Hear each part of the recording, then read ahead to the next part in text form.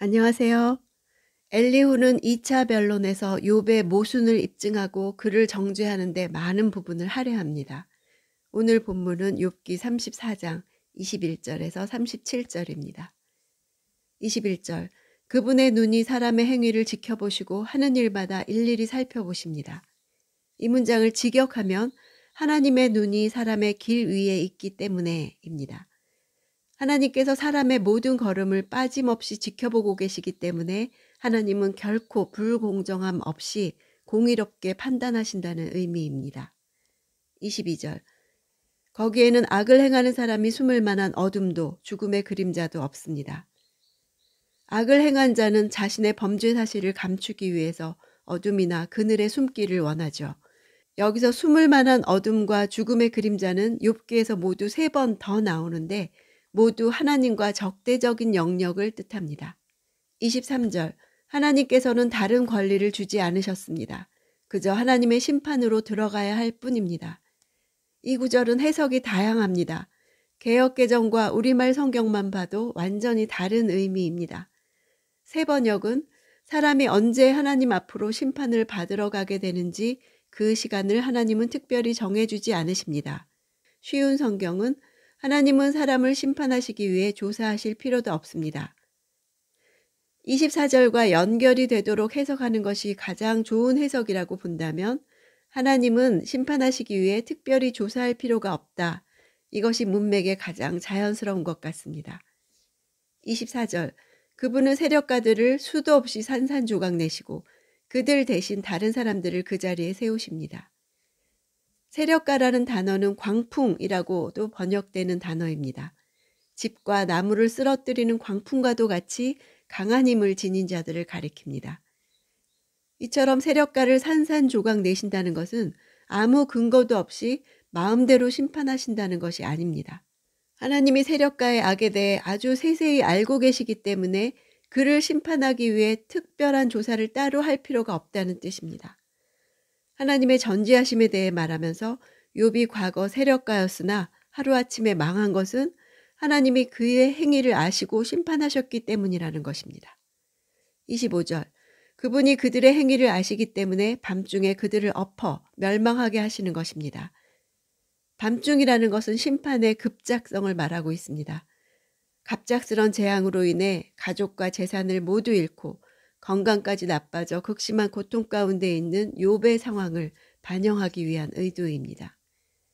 27절 그들이 그분에게서 등을 돌려 그분의 길을 전혀 생각하지 않았기 때문입니다. 그분의 길이란 하나님의 뜻을 말합니다. 악인이 망하는 것은 하나님의 뜻을 따라 사는 삶을 거부했기 때문이다.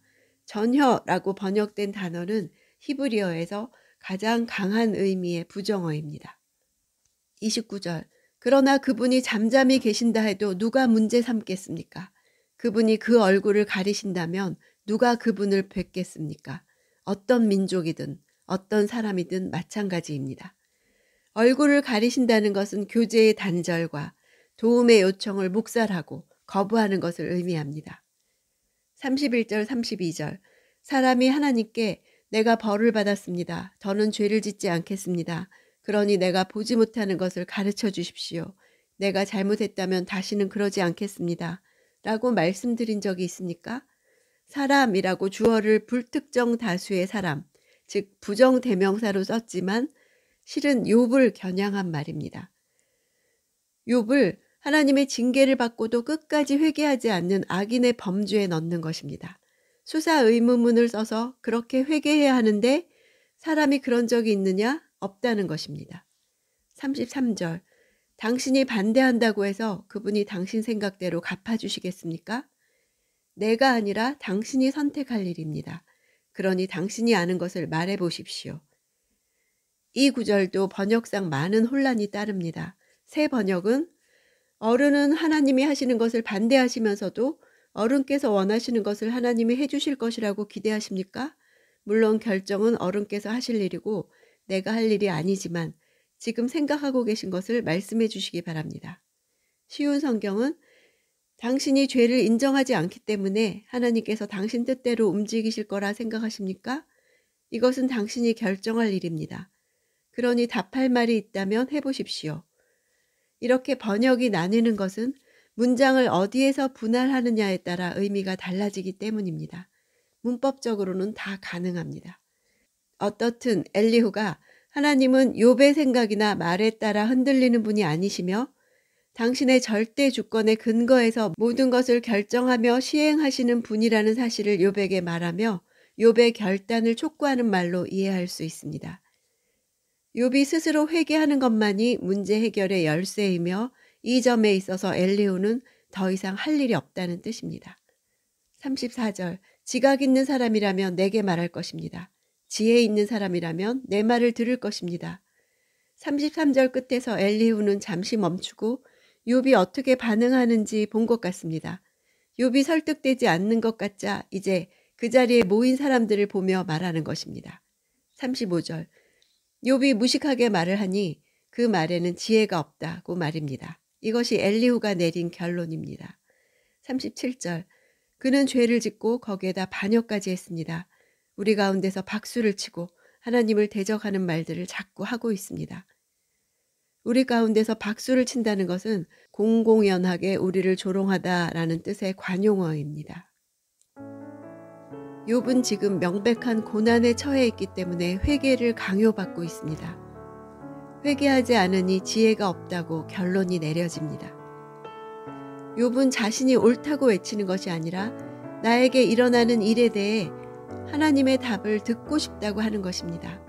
이 일은 분명히 내가 이전에 이해하던 하나님과 다르다는 것입니다. 내가 지금까지 하나님 앞에서 견고하게 살아왔던 일이 내 환경이나 상황으로 인해 아무것도 아닌 것처럼 되어버린 때 나는 욥처럼 하나님께 끝까지 붙어 있을 수 있습니까? 내가 아는 하나님과 내 현실이 다를 때 우리는 이겨내기 힘듭니다. 답답하고 자책할 거리밖에 없고 내세울 것 없고 도망갈 수도 없는 삶입니다. 그 속에서 내 안에서 나오는 것이 무엇인가 보아야 합니다. 그 속에서 하나님은 무엇을 하고 계시는지 알아야 합니다. 하나님이 어떤 분이신지에 대해 이해하고 더 많이 배워야 합니다. 욥기 파이팅입니다.